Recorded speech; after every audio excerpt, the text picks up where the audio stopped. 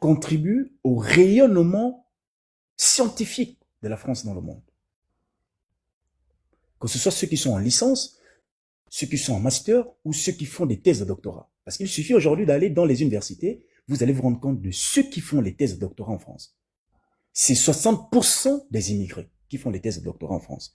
Ça veut dire que ces étudiants, qu'on le veuille ou pas, ils contribuent au rayonnement de la science en France. Ça, c'est la première chose. Ils contribuent également au rayonnement de l'économie française, parce que parmi ces étudiants, il y en a beaucoup qui font des petits jobs. Et quand on fait un job en France, quoi qu'il en soit, peu importe ton salaire, tu vas payer les taxes.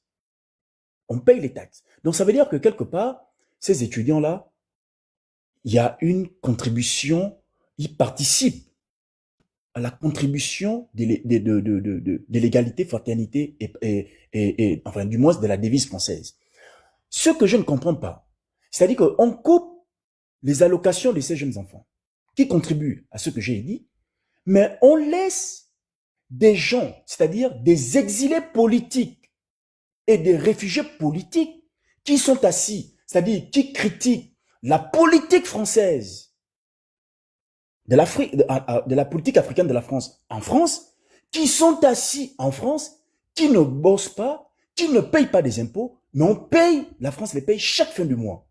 Moi, j'ai du mal à comprendre Bah oui. cette politique-là.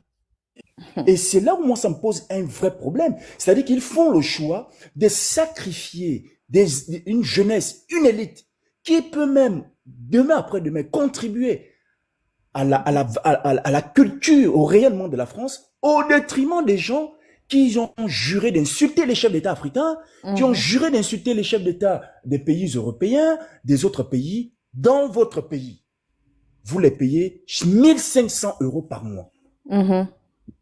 Ils sont logés dans les conditions, j'ai envie de dire, parfois même, j'ai envie de dire, aux meilleures conditions que les Français. À un moment donné, il faut qu'on m'explique cela.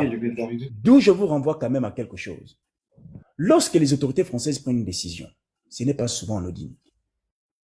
Tout est fait à dessein.